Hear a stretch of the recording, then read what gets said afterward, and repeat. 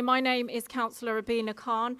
I'm the group leader for the People's Alliance of Tower Hamlets. And one of the reasons that we've organised this very small gathering, and the reason why we've done it like this is specifically for only campaigners and for people who have been campaigning on different issues in Tower Hamlets. And as the group leader for People's Alliance of Tower Hamlets, and as a group, we have been supporting many of these campaigns.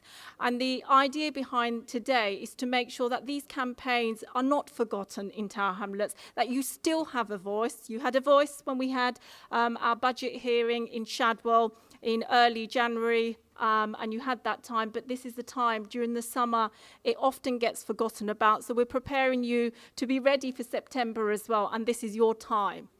The People's Alliance of Tower Hamlets consists of myself as the group leader, our chair, Councillor Asad, and we also have Councillor Aminul Khan, Councillor Shah Alam, and Councillor Shafi Ahmed as well. What I wanted to say to you is that we have seen a number of cuts that have taken place in Tower Hamlets. We know that it affects children and young people in the borough. We've had a very damning Ofsted report where we didn't know whether our children were being trafficked or abandoned. And my key aim, and our group's key aim, is that we have to make sure that we can inspire our young people again, to make sure that we are ahead of the game in Tower Hamlets, to make sure that our children go on to universities, to become the things that we want to do. So we do have a number of speakers here as well, and this includes also our adult children who have disabilities. So we have a group from who work with parents with children who have disabilities who will also speak as well. What I wanted to say is, throughout this period of working with campaigners, one of the key things that has come up has been consultation, genuine, meaningful consultation with people that takes into consideration of what people want. And I've always believed that people are best placed to solve their problems, to be able to give the ideas that they need. And on that basis, an example of the failure of consultation is earlier this week when the parking consultation went out, and we realised, as many councillors from the Labour Party, from our party and across the other independents have noted that actually within the parking consultation there is no remit to retain the current operating times. So I've already spoken to the Chief Executive. I've put my concerns and our group concerns already. And I've also said that if you are going to continue with the consultation, then you have to put up that an option where people know that they can retain the current operating system. But this is a similar line of the kind of campaigners that I've come across who say that they haven't been consulted with properly, that their voice isn't being heard. And on that basis, I thought today would be a very good opportunity for people to have that voice, to be able to talk about the things that matter to them. So it's not just a time for me to speak to you, but it's a time for other people to talk about what they care about. So what I would like to do is ask, first of all, our chair, Councillor Abdul Asad, to come forward and say a few words before I go to the campaigners. Good afternoon. I also welcome you all to the press conference of PATH Councillors Group. As mentioned by our leader, that we are going through an unprecedented cuts by the current administration under the leadership of Mayor John Biggs. I have been a councillor for the last 28 years. I know many of you here. Derek used to coach us football in Mulberry School. But in serious note that local activists and so on, the PATH group is committed under the leadership of our leader, Councillor Rabina Khan. She's really working hard to consult 20 wards of the borough about the parking, about the carts, about youth services, adult services, and so on. And I have to tell you, I know the government made a lot of carts and so on, but some of the carts are not government carts. Some of the carts are not conservative carts. For example, the nurseries is privatized. This money has been in the kitty now. For example, youth service. 18 youth services have been closed by the current administration. And where is the money gone? Money gone to the reserve. We left in 2015 about 50 million saving, 250 million, I think, saving reserve in the council. So the reserve are healthy. And when we talk about using reserve, spending reserve, the council say it's for rainy day. What can be the more rainy day of cutting the youth service? 18 youth clubs been cut. The youth service was set up based on needs. We have a highest concentration of young people in the borough. We have high unemployment in the borough. We want to invest on our young people, but it's not really happening. We are committed to go through the consultation of every ward, every campaigners within the limited of path group, as I said, under the leadership of the Rabina Khan. I was responsible 2 years ago about adult services and health. Imagine 4 years ago, only 4 years ago, the public health was transferred by the government to the council. And within 4 years, people didn't get to know about the health, public health service. But £5 million had been cut. And if you see the state of health of the borough, it is appalling. I mean, I have the council officers, they have shown me, they had session with us about the state of health in the borough. But it's been cut. Before people know about the public health, the money has been taken away. I mean, it does not make sense. So we have a number of speakers here. They will speak about the range of issues. We have our leaders here. And finally, I'll say that in Cllr Hamlets, we are trying to introduce as an inclusive way of politics in Cllr Hamlets, with a meaningful consultation, with a meaningful advice from the local community under the leadership of our leader, Councillor Rabina Khan. Thank you very much.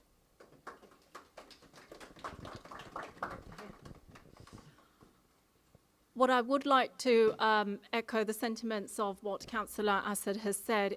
I wanted to just make you aware there are 304 residents who live in Cllr Hamlets.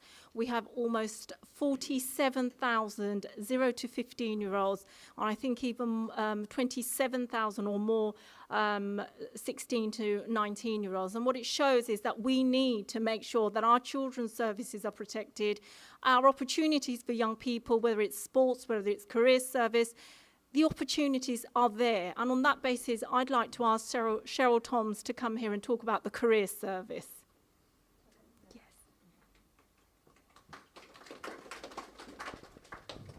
Thank you, Rabina. Just a little bit of an update, because this has been going on, as you know, since January, and talking about consultations. Just on Monday, the consultation about the restructure of the career service was restarted. The council quite quickly realised that the previous consultation was flawed and it was misleading, and it didn't even talk about cuts to the service, and only put the whole consultation in the frame of, oh, well, what would you do if the career service moved from its current location? So this is clearly misleading and of great concern. Just this Monday, they said, "Oh yes, we've heard some, we've heard these comments, and we're relaunching the career service restructure consultation." Okay, that's great. Let's tell the residents, be honest, what the cuts are. Over 40% of staff, 88% of the cuts are just in the information and advice service, which is the key advisors that work with our 16 to 19-year-olds who are NEET, which is unemployed, vulnerable, not in education. So, great, let's have a look at this. First thing I did, went and had a look at the consultation, and the same thing. There is still no mention of any cuts. Yeah, again, it is misleading. It makes you think that all of these consultations that they put out, and they have put out loads over the last couple of years, I mean, how many of them are flawed? So that's of where we are now. So again, our restructure is delayed for 6 weeks, and where that takes us in the future, we don't actually know. So if I can come on and just talk about what the actual restructure sort of means, it's there's only going to be one qualified advisor that will be working with that 16 to 19 vulnerable group, so that any young person who needs help, support, advice, guidance just won't have that. There is talk within the consultation that this will be from a community base, where you're going to put one advisor in the community that's going to pick up that group, you know, is something I would really seriously want to question. It's inadequate is basically what it comes down to. My daughter went through the career service, you know, she's doing very well. She benefited from the impartial advice, went on to university, went on, did her master's. So she wasn't listening to me. I'm a mother, and I'm saying, do this, do that, do the other. Have you thought about this? Have I thought about that? No. What do I know? I'm just her mother. You know, it didn't make any sense. So she went to the careers advice service. She had a few interviews there, you know, and, you know, she got a plan of action, and from that, she went on to do, I'm pleased to say, extremely well. My child has benefited from the service, from all of the services, from children's services, for after-school clubs, for all of it, you know, through the whole of her life. That isn't going to happen going forward. We are going to have young people just left doing what? I mean, I don't know about you. I live around the Roman Road area, and I've noticed some more antisocial behaviour than previously. A lot more of the little silver canisters, you know, where young people are taking laughing gas and graffiti and just hanging around. I mean, where does it end? One of a friend, another resident, wrote to the mayor, John Biggs, and did get a letter back. And in the letter, he mentions this, the career service will support, help and advise 15% of vulnerable young people. The question should be, why aren't they supporting 100% of young people? How do you distinguish? If this one advisor, let's say they're working from the idea store, so your child comes along, they're 16, just finished their GCSEs, maybe a bit unsure, should I go to college, apprenticeship, what should I do, what's my next step? You were going to turn around and say, well, actually, you don't qualify. You know, you can't have the benefit of this advice because you're not a vulnerable young person. So it's, you know, it's very alarming. I know I'm repeating myself now. I'm getting a bit nervous. So I don't know if anybody's got a question or anything, or shall I just carry on? No, it's all right if you finish. Is that okay? Yeah. I don't want to bore everybody and put you all off. Okay, thank you, Rabina.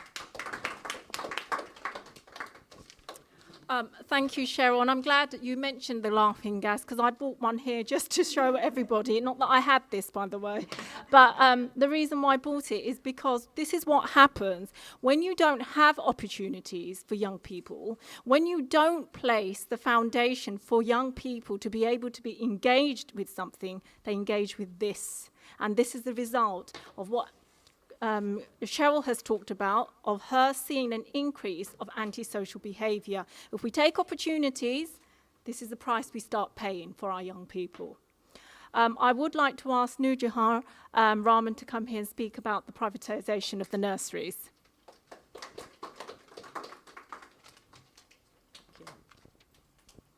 Good evening, everyone. My name is Nouruja Rahman. I'm a mum of 2 children who attends Overland Day Nursery.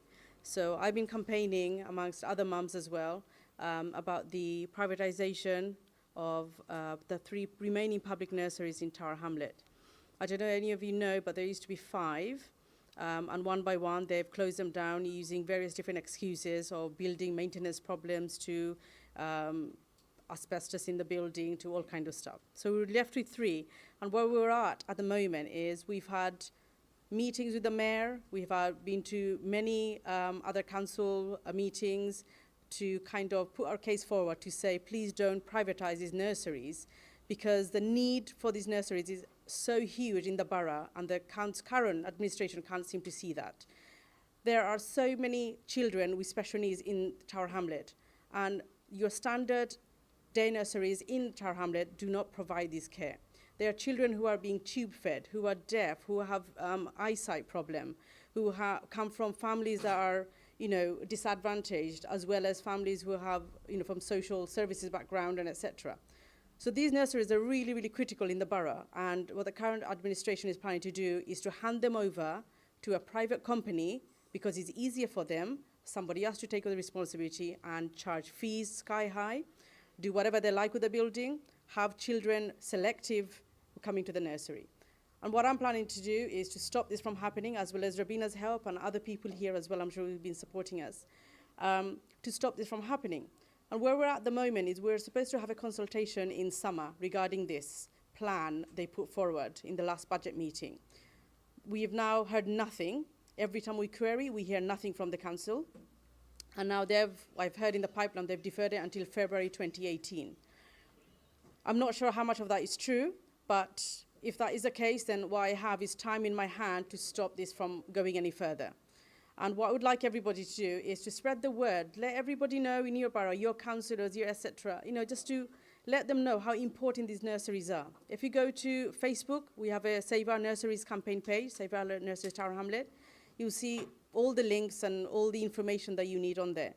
But, what's also worrying is they've told us they're not going to privatize them, but they may be handing over to a private company, which is privatization. But what they've done is they put a temporary manager in place for all 3 nurseries. Now, she's been employed through an agency staff, which is costing a lot of money. And how can they justify saying they're trying to save money by closing the nurseries, yet they're hiring somebody which is costing an arm and a leg for run 3 nurseries? So it doesn't make any sense. They've taken on agency staff because they know there is an increased number of children that are going to these nurseries. So there is a need for these nurseries, yet they're hiring agency staff, which costs a lot more money. So recently, we have been told that they're not going to hire any more agency staff. That's going to go. And they are looking into getting a permanent member of manager. We have heard nothing yet we've just been left in the dark. No one wants to tell us when we query these things. So something's obviously going on, but they're not telling us. They just said it's been deferred till February next year.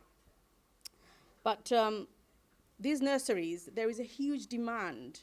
Every day, when I speak to the deputy manager, mothers are coming in with their children. And these are not just children with special needs, it's children who genuinely want their children to come to these nurseries because the level of care is so high. And it's 100 times better than a private nursery. I've sent my children to the private nurseries, and I took them out of these places because the care wasn't there. They were being neglected. They used to come home, it's absolutely filthy. They used to have rash, nappy rash, and etc. When they started these nurseries, council-run nurseries, the care was totally different. They used to come home happy, jolly. So what we want to do is to let council know that please do not privatize these nurseries or hand them over to somebody else, because the way they're being run, there is a huge number of parents that want to send their children there. The money is there from working parents like myself. There's other parents who wants to send their children there and are happy to pay the full fee. So there is, money coming in. We've also suggested when the nurseries are quieter during the half-term times to use them as a holiday scheme. There's about 5 different schools in the borough have now taken on this scheme. They've heard it through the pipeline, and other schools are using such schemes, and they're making money out of it. The council can do exactly the same by using these nurseries. But like I said, what we need is people's help. People need to raise their voice, let the council hear your concerns, and support us, really. And hopefully, if I hear any more, I have reached into the mayor again, and I've reached into Amy Whitlock, White, that's it. To let me know what is happening about the consultation. When this consultation does take place, I will let everybody know, and I would like your support and come and help us to stop this from happening. Thank you. Thank you, Nouruja. while we're on talking about stopping things and making sure that the Mayor listens to us, I will now ask Chris Willett to come forward. He is from the Tower Hamlets Youth Sports Foundation. And what I'll do is afterwards I'll read out a statement from the chair, Chris Dunn, who couldn't be here. So, Chris, over to you. Thank you. Yes, good evening, everybody. As Rabina said, my name's Chris Willets. I manage the Tower Hamlets Youth Sport Foundation. I've worked in Tower Hamlets for over 12 years. And our service basically is everything to do with PE and sport. So we've been very successful over those 12 years. We increased the amount of curriculum PE in our schools from a very low average of under an hour. So children were averaging under an hour of PE in 2005, and that was raised to over 2 hours. We've raised the number of competitions, inter-school competitions, that young people get to take part in from 2 to over 75. And we work with a lot of children. So over 32,000 children in schools are affected by our work in some way. We get over 16,000 children into after-school sport and over 6,000 children into sport outside of school on evenings, weekends and in school holidays. But we were funded by some central government money through to 2012. The coalition government pulled that money out in 2012, and since then we've existed as a traded service within the council. All of our staff have been based at Langdon Park School, which was the sports college in the borough through to 2012. But when the government pulled out that money, we had an agreement with the council that they would continue to support our service. It was, as I said, very successful and particularly pertinent to Tower Hamlets because obviously the area that we're in, the geography of it, but also the community that we serve, there are a lot of barriers that stop young people from accessing sport and physical activity in the ways that they might do in more suburban, more affluent sort of places. So we had this agreement with the council. We took on some responsibilities for youth sport. We took on all responsibilities for youth sport, actually. One of the things that we did was took on responsibility for something called the London Youth Games. The London Youth Games is it's like an Olympic type event which all London boroughs take part in. And when we took over, Tower Hamlets was 25th out of 33 London boroughs, and over the last 5 years or so, we've managed to break into the top 10 for the first time. So Tower Hamlets is now one of the 10 best boroughs for sport and physical activity. Earlier this year, Langdon Park School, which has faced a few difficulties of its own, decided that they could no longer host our staffing. And we asked the council if they would move us directly into a council directorate. Being staff at Langdon Park School, we are local authority staff. It's a community school. To cut a long story short, the council refused to do that. They also refused to honour the funding that was promised to us back in 2012 to deliver the community part of our work, including the running the London Youth Games. That is what's caused us to basically have to overcharge schools and detract a little bit from money they should be spending on their own schools' education during that period as well. I've been listening to some of the people speaking tonight about flawed consultations and so on. There was not even a consultation about the closure of our service, and the council decided earlier this year that they were going to close down our service altogether. We've actually had to run a public campaign. We've had over 6,000 signatures on a petition, and we had to resort with lots of support from young people and their families and people who are involved in running sports clubs and youth sport. We had to resort to a lobby outside of Mulberry Place on the night of a council meeting to try and get across to the decision makers the real strength of feeling and the real impact of the programme that we have. Our staff are now subject to a redundancy procedure. We're still trying to busily negotiate with the mayor and Labour councillors, who, by the way, weren't represented at all at a public meeting we held on this matter. But we're busily trying to negotiate a way that we can try and save our service. Now, you know, the sporting outcomes, I hope, are obvious. We have got a lot of young people from Tower Hamlets into higher levels of sport. You know, particularly the Bangladeshi population is very underrepresented in higher levels of most sports. So that's been a good outcome. But all the other stuff that we've heard a little bit of tonight, the health, social cohesion, crime prevention, educational attainment, these are all things that our service and some of the other things that we're hearing about tonight play a small part in helping. And I think there's a climate, if you like, of cure being better than prevention, and I think most of us who are involved with things at the coalface understand that actually it's the other way around, and that's why it's such a shame to hear that so many of these things are under threat and under pressure. Our experiences of the council's approach to consulting on these sorts of things, finding out what the public want, what the public need, have not been very good. And as I say, I'm still hopeful that we might fashion some change in the attitude towards our service, but it's been very difficult, and certainly an organisation with less resource, less support, and that perhaps had been around less time than we had would, I think, find that very difficult, and that's a great shame. Okay, thank you. I am going to read out the statement from Chris Dunn, who is the chair of the Tower Hamlets Youth Sports Foundation. I'd like to thank Councillor Khan for inviting us to contribute to this evening's discussion.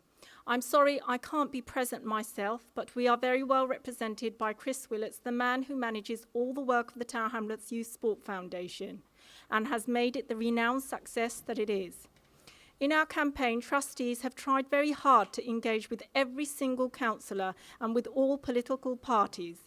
We think everyone should be as passionate about providing equal opportunities for young people of Tower Hamlets as we are. That's why we are happy to be present at tonight's meeting to inform everyone about our work.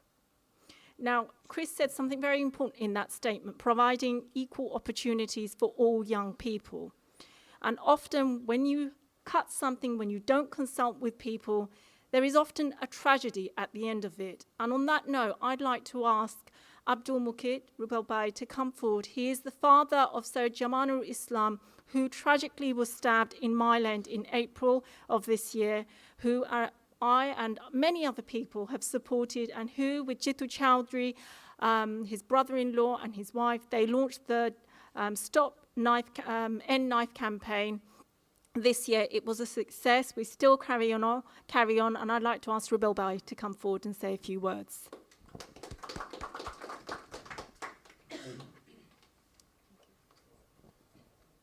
Assalamu alaikum. Good evening. Thank you for giving me a chance to say a few words. As you know, my son was murdered in April, so I get all the support from the whole local people and community, especially Rabina Khan. And thanks for supporting us. And we launched a knife crime. So thank you for your support. And we'd like to thank especially Jamanoor Bhai as well, and all the councillor from Path Party. And we are talking about the young people in Tower Hamlet. We seen about 2 years ago used to be a police officer every single street in Tower Hamlet. They cut this thing, so I think we need a support from the council and the government to supply the police again. So the hardly Rabina Khan is trying to get some more police officer in the streets so we can get more safer for our children in future. So thank you very much again.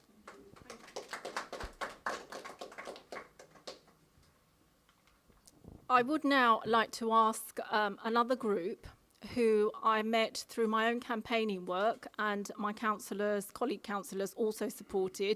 They are a group of parents who have adult children with disabilities who, under the NHS, had an advocacy support system which has frankly been cut to shreds now.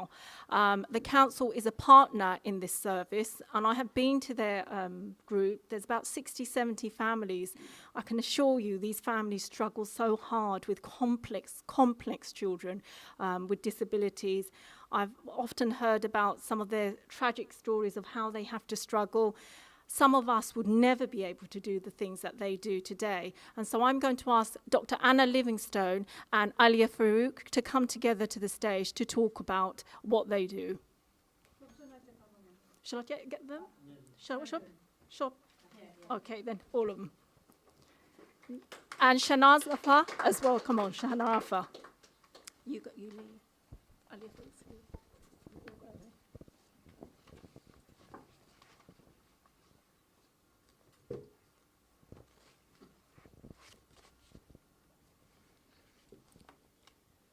I can speak Bengali. Assalamu alaikum. আমি আলিয়া ফারুক আমার লগে আর দুইজন মা আইসুন আমরা group একলগে আইছি আমরা আইছি আমরা বাংলাদেশি প্যারেন্ট অ্যাডভাইজার সার্ভিস যেটা 30 বছর ধরে রান করছিল special need with children and adult service এই সার্ভিসটা তারা আমরা না হইয়া কোন না জানাইয়া এটা কাট করে লইছে এটা কাট করিয়া এখন আমরা লাগে খুব অসুবিধা খারাপ করছেন আমরা এই সার্ভিস খুব ভালো আসলো টাওয়ার হামলার সমাজে নাম্বার 1 সার্ভিস আছিল আর এই সার্ভিস আসলো partnership with council and NHS বা এনএইচএস আমরা না খাইয়া মা আখলরে না জানাইয়া বিনা কোনো অজুহাত না দেখাইয়া তাই এমনিও খাটিলাইছেন আমরা স্পেশাল নিড বাচ্চা হলরে লইয়া মা বাপে খুব দিনে রাইতে স্ট্রাগল করি আরও যে সিম্বলন বাচ্চা হল আসেন আরও ভাই বোন আসেন তারাও আস্তা ফ্যামিলিও স্ট্রাগলিং করেন এইটার লাগে এই সার্ভিসটা টাওয়ার হামলার খুব নাম্বার 1 সার্ভিস আছিল যেটা তাই অনেক ইচ্ছা সত্ত্বে আমরা না জানাইয়া খারছেন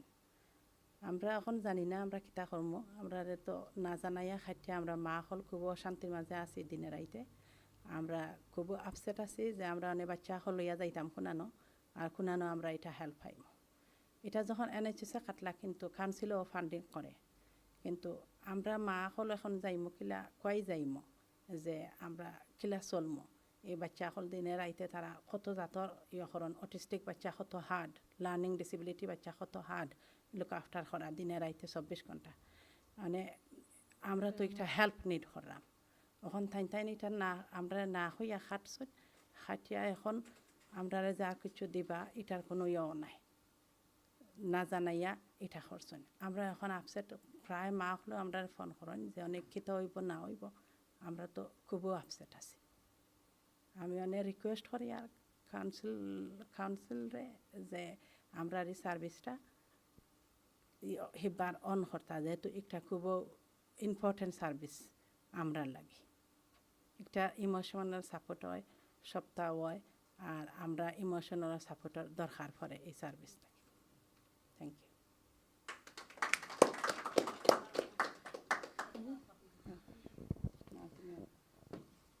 আসসালামু আলাইকুম আমার নাম কাজী Shahanara Begum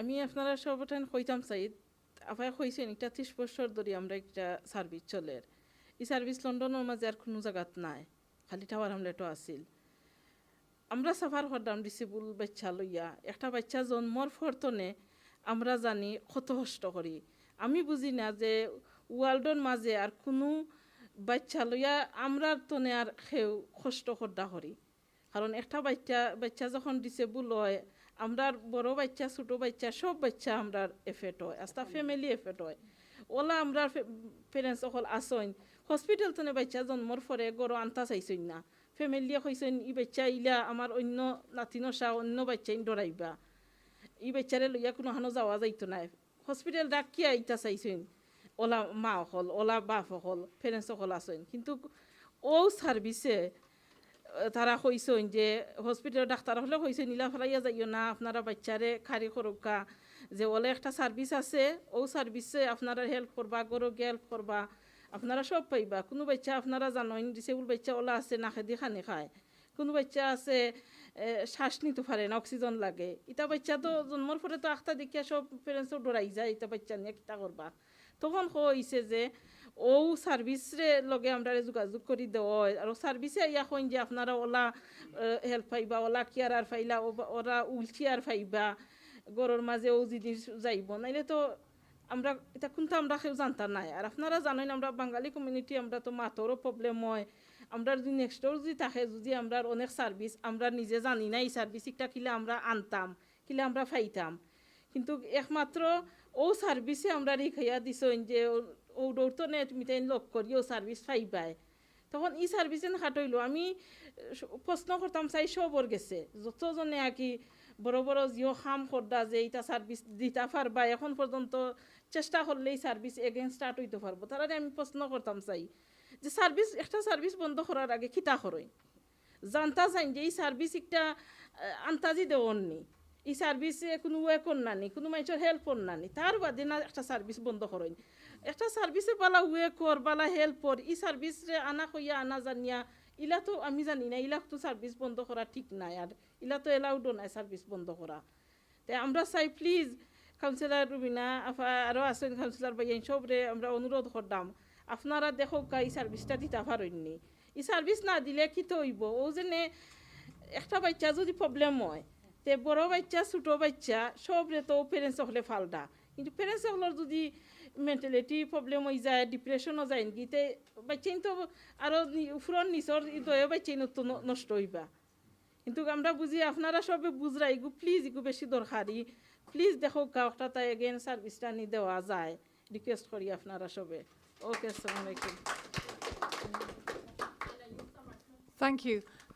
You can hear the words and also hear the emotion of the parents. I myself have had people with learning disabilities in my family who haven't had nearly as many difficulties as the family here. And as a local resident and a GP who's worked in the borough since the early 80s and been at the London Hospital since the 70s, I've seen the problems that have been building and how the early development of the Bengali parent advisor service that became the parent carer and advisor service, how much support is given to people who have lots of problems, need support at home, can't get out. And they've all been described to you, have to go to appointments, are worried about things and so on. No single one of them very often is big enough to make it a social services crisis, especially in the situation where the Care Quality Commission have reported that our children's services are failing anyway and not even dealing with those children that do need to be dealt with.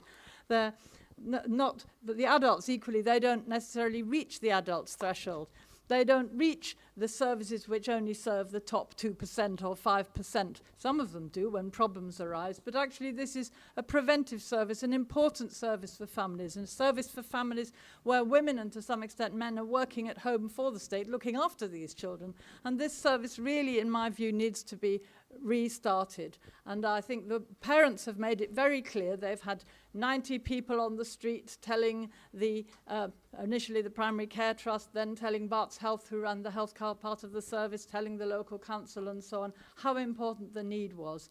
And when the service moved to the Mental Health Trust, who are in partnership with the London Borough of Tower Hamlets, when you saw something they called an organogram, which is basically a graph saying who does what, this picture had crossings out deleted over the service. And there has been no proper consultation. Everything is ignored, but this is not only in this situation, as you said, it's the parking, it's everything. Consultation is something you have to do in order not to listen to people, but to say that you haven't listened while you're proceeding undemocratically, not just this council, but generally. So we need to work together as people involved politically, locally, as the local community, trying to bring other groups together with the health service. The health service, we're being told, is going to save money by having a health and care partnership across East London, which is really moving health, cutting health and telling families they should look after people at home. Seems to be a large part of the agenda. This isn't going to work. So we have to get this service restarted, and we depend on all of you to stick up for not just this group of parents, but everybody in the borough who has children or adults with disabilities to provide services for them.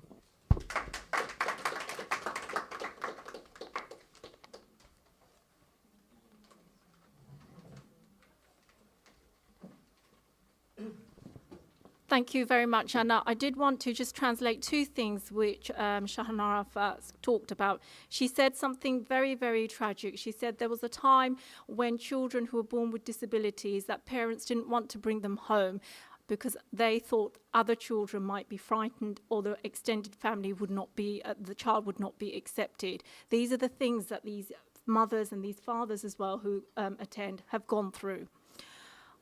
On that note, I'm also going to now go into the voluntary sector who have played an enormous role in Tower Hamlets.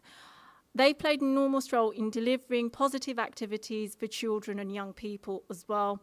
They've also done a lot of youth work, and there is someone in this room who's done a great deal of work in this borough, right from the Bangladesh youth movement, right from onwards doing a huge number of voluntary initiatives for the youth work. And he's here today, Derek Spicer. Thank you. I don't need the mic, I'm a football coach. Oh, great. Just a couple of things. I noticed earlier that the young man has since left us, and he was wearing a Manchester United outfit. I'm a Leyton Orient support. I played for him in my youth, and that's about the only thing we have in common with Manchester United is the colour of our shirts. As far as the projects that I've run from the very beginning, I was approached by the council, together with NDC, New Deals in the Community, to run a programme for the young people in Tower Hamlets. So I went along to the council offices, that's down with Steve, and we discussed the programme that we were going to do over at Mile End. It was very good because we had the funding from two sectors, 50% from one organisation and 50% from the other. And unfortunately, after their tenure, NDC had to pull out, so we was only with the local council. The projects that I run, although I am a licensed coach, I coach professional footballers, I do actually get myself involved. As some of the councillors you will know, were former members of my club at the BYM. For me personally, I was brought up in Bethnal Green, grew up during the war years. I'm a Bethnal Green boy. You know, you can take the East End boy out of the East End, but you can't take the East End out of the boy. As far as the projects that I run, the people that help me to contact the various organisations are from the careers office now. And the advisors there, over the last 10 years, I've grown almost a friendship with them because they feel the same way as I do about the local community.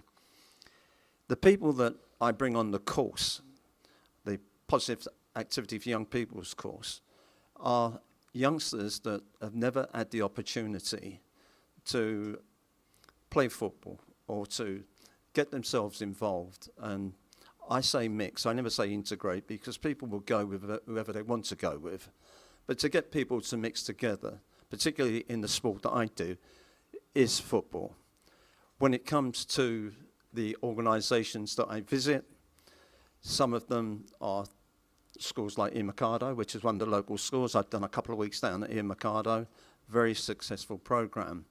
I also, through the advisors at the careers office, we contact some of the residential areas, and they then get in touch with the various schools, and when it's their half term or full term, the residential youngsters come back to their homes. Those are the people that I try to get on the course, and we've been very successful. I've had at least half of the course from these youngsters that were residential. They would not be able to go into local schools for one reason or another. But during the courses, they've always shown up. And no matter what the weather's been like, they've always shown up. I've been involved with the young offenders, yachts as they call them. We go and visit yachts to find out, it's the guys with the things around their ankles. We bring them on board and they come along. When it comes to things like special needs, I had one of the young girls that was on, she was registered blind, and she was able to complete the course, the whole of the course. And she always asked whether she could come back, which she did do. The problem that we have, if we don't run these courses, if we don't get the funding to run these courses, as I always say to people, while they're with me 5 hours a day, 5 days a week. They're not getting up to any problems that possibly could happen, whether problems being affected by themselves or they delivering the problems. So it's very important that we continue running this course. I've been running it for 10 years. I try to keep to a minimum of 30 people on the course. I have 60, which will give you some idea of just how popular the course is. You've only got to go around and ask about the course. My coaches are like myself. They actually work in the area, in the youth work area. They are teachers, people like myself that have lived in the area. They're all from the local borough. So they have a reasonable understanding. They're not going to do the talk. They can actually walk the walk as well. So it's fairly important. They're UEFA badges. They're top quality coaches. When these youngsters come on board, they come to my course, we try to get them accredited. We try to get them an AQO. It's a quality assurance program. It's a little certificate that we give them at the end of it. We teach them all the skills that we have available to us, and then we provide them with a certificate at the end of the course. And it's as though they've won the FA Cup. They love that little bit of paper they take home to their parents. When we have problems with certain parents, I go and visit the parents. I actually go and talk to them. Particularly, we have on my course disabilities and so forth. So I go and see those parents. I talk to the parents and explain to them exactly what I do. I then try to get the feedback from the parents. I ask them where possible if they can come over, watch the program, so that they're happy with what I'm trying to deliver. Always, we get a positive. I don't think in the last 10 years that we've run the course, I've had a negative. And every time we run the course, there's people like the social services, there's young offenders teams, there's the local schools all contacting me so that I go and visit them, talk to the individual children, I talk to their parents, and then hopefully we succeed in delivering what we're paid to do, which is the PAYP. Over the last 2 years, it's been extremely difficult because I just have 1 hour a week on a Friday at Mile End. I actually pay for that hour. The kids that come on, they're either unemployed or most of them are at school or at college.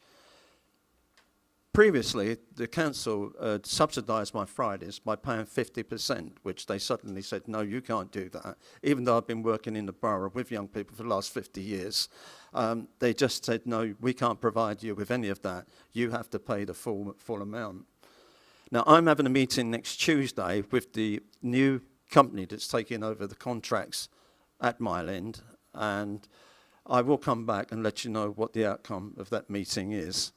But as far as the program that I do under the PAYP and the great job that the careers officers are doing, not just in the arena for me for football, but they have things like the theatre, they have car maintenance, they have residential. One of the youngsters that was on my course was a special educational needs boy, very difficult. But I knew his mother from my days at Mulberry, so there was an association through the family. But eventually we got him in this residential course, and it was very, very successful. So all I would ask you, if we could go back to the council and see whether they can resurrect the PAYP program. Thank you.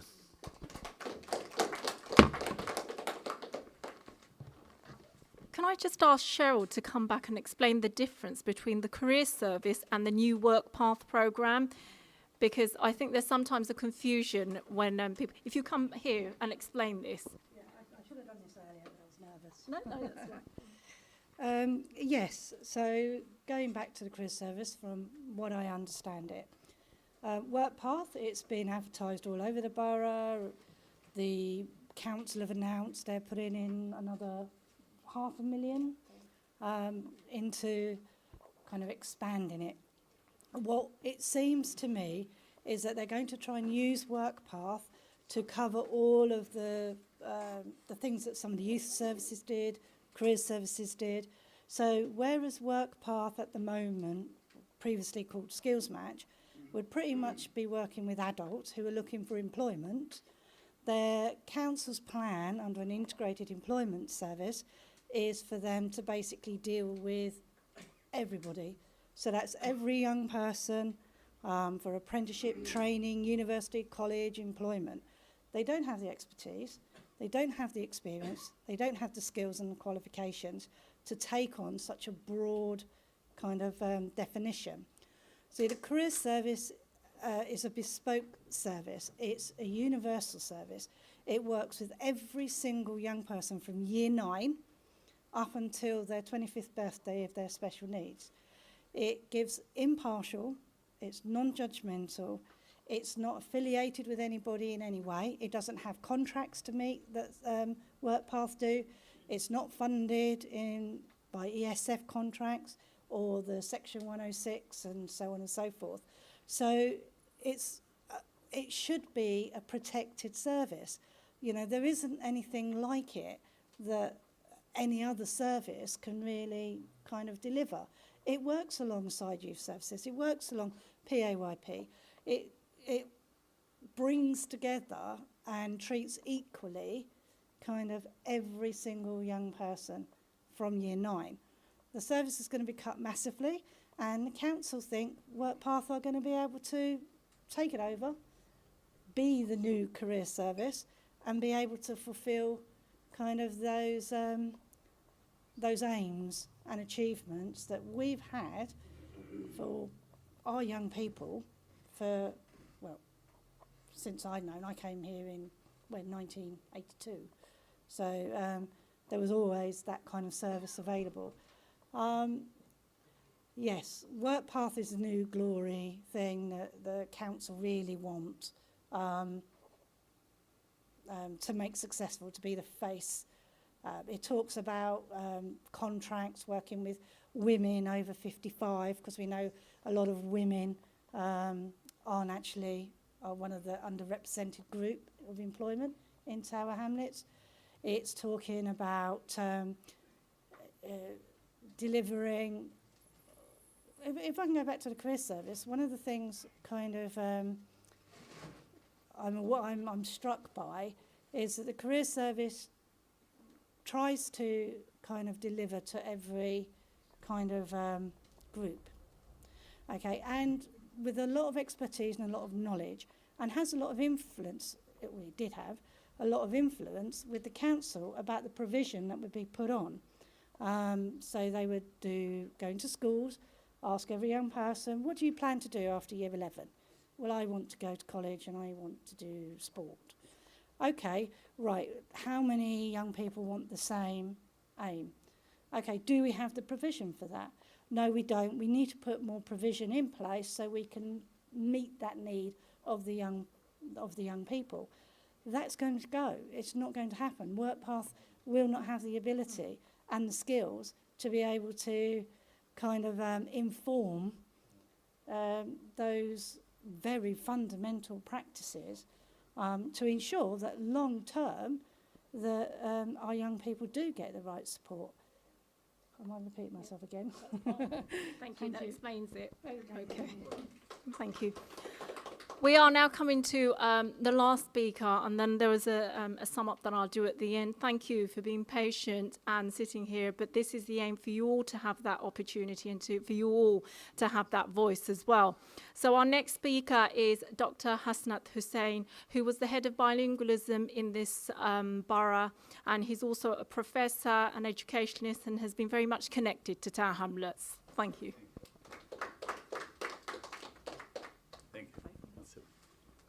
Thank you, leader of People's Alliance of Tower Hamlet, and the chair, and Councillor Alam. I have a broader voice, but yes, okay, for the sake of, and ladies and gentlemen, good evening. It's good to be back to Tower Hamlets. It's been years now since I left as head of bilingualism and bilingual support service. And listening to you all, I mean, I'm dreading to say that I'm very much familiar with what Sharon mentioned, the restructuring, the privatization, Rahman mentioned, the sports services being looked at. When we are looked at like this, there must be a hidden agenda. I'll tell you why. I gathered that the present regime of John Biggs and his cabinet members inherited some 242 million as a reserve fund, and the government pays them about 232 million, and also about 124 million is the increased budget this year or last year. The reason I mentioned this restructuring, we underwent the similar, rather our department, which was doing an excellent service. When I joined, Councillor Asad has left now. He was also a councillor at the time linked to education, and my main job was education. When I joined Cllr Hamlet, Living University, I inherited a budget of only 11.9 million from Home Office to Cllr Hamlet.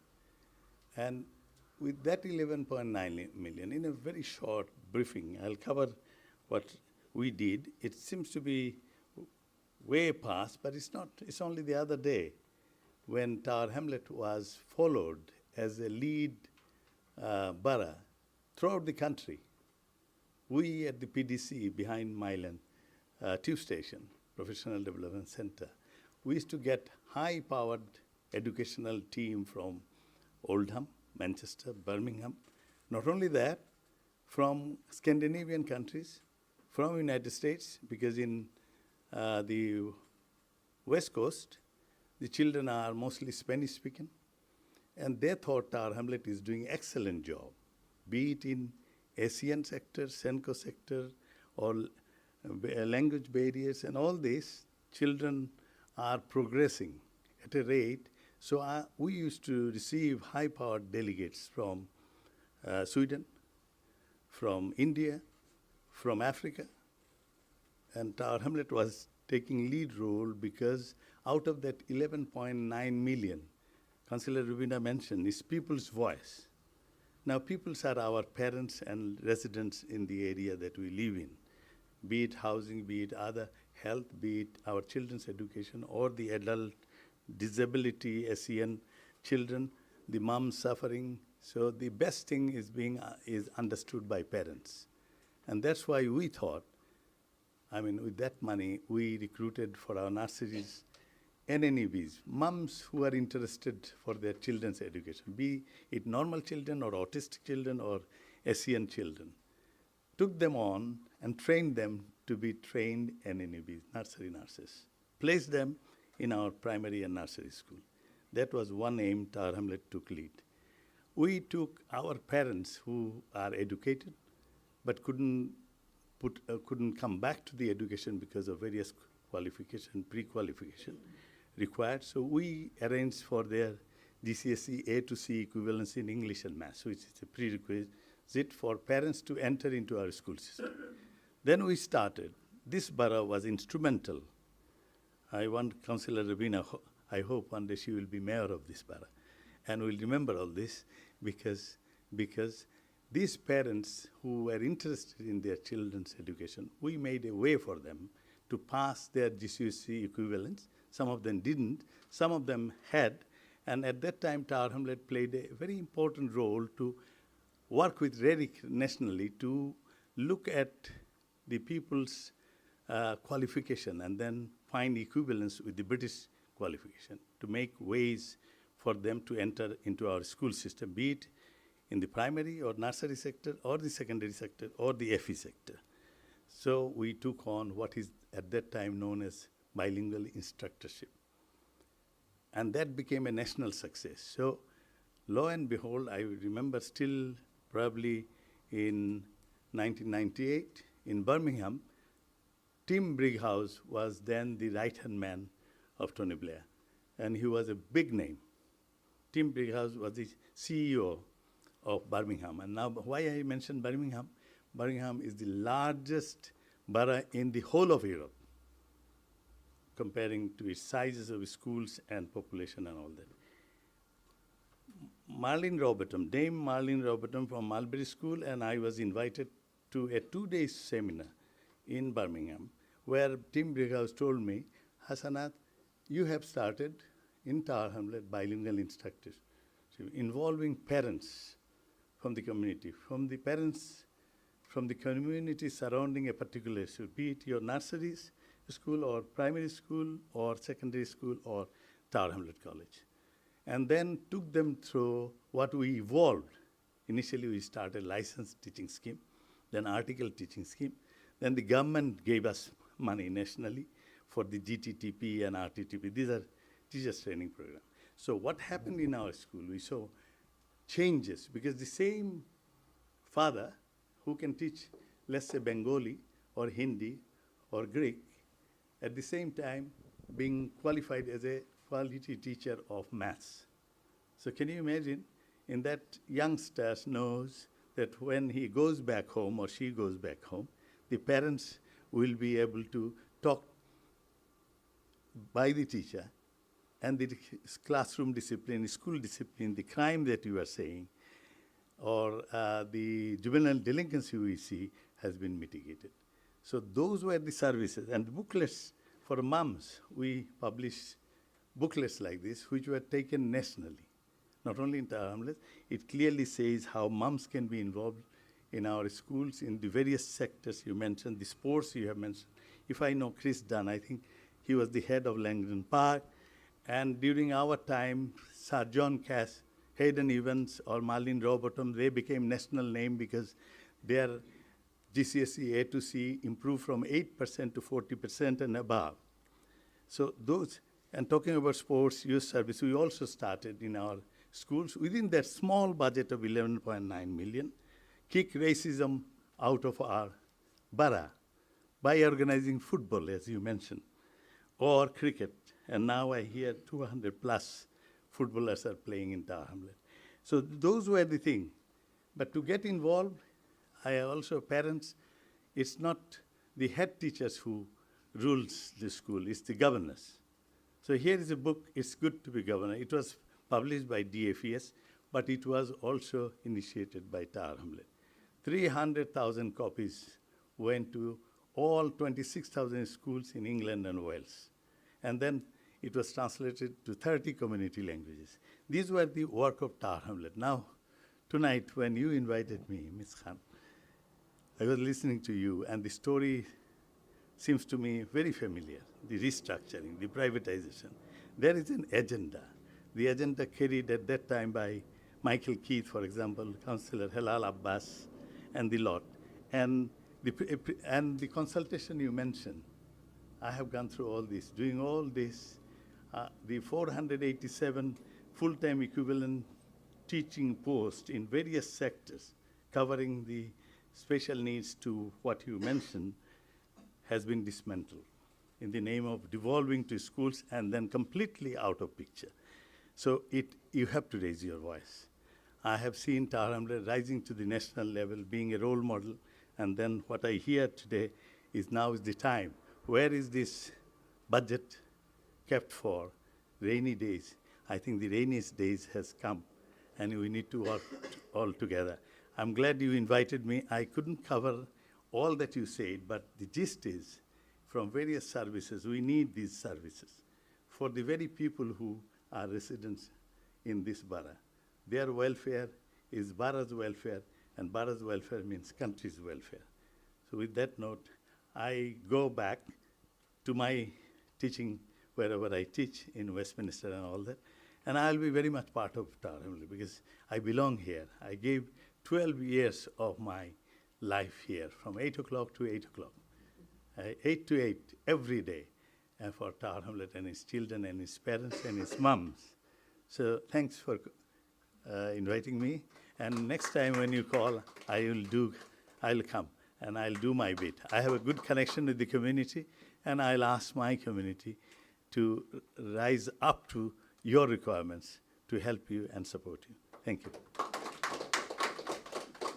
Thank you.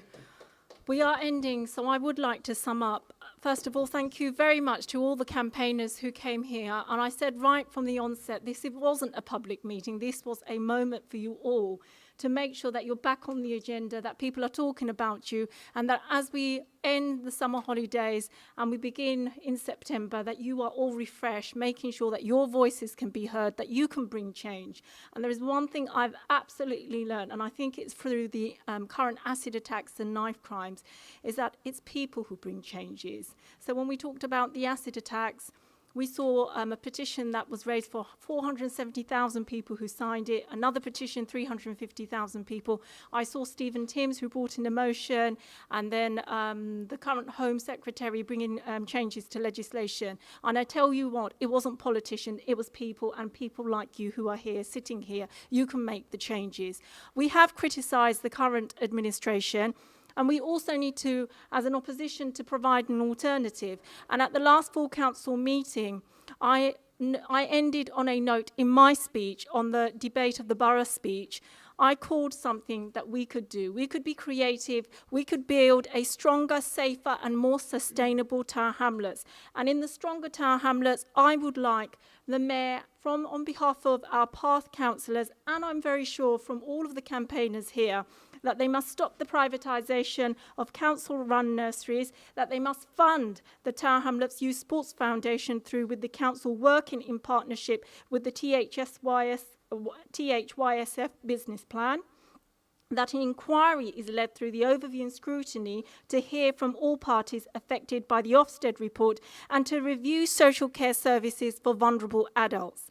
And in the Safer Tower Hamlets section, we would like Tower Hamlets Labour Mayor, Mayor John Biggs, to reinstate the 40 council-funded police officers that were originally cut, and most importantly, to reinstate the dealer-a-day drug programme we had in this borough. We need it back. We need to increase the number of fully resourced youth centres per ward to engage with children and young people in positive activities, and that a review of the gang strategy is also held. Now, the question will be, where do we get the money? Well, the money is here in the local business rates and £90 million of new homes bonus. And the council, according to its own record, is set to receive £51 million according to its own record on the Cllr and Section 106 money. The retention of business rates also means that the council will need to be self-financing in the future. But if we are to become self-financing, then the urge and the importance must be people and communities at the heart of its agenda. And on that note, thank you very much for coming here today.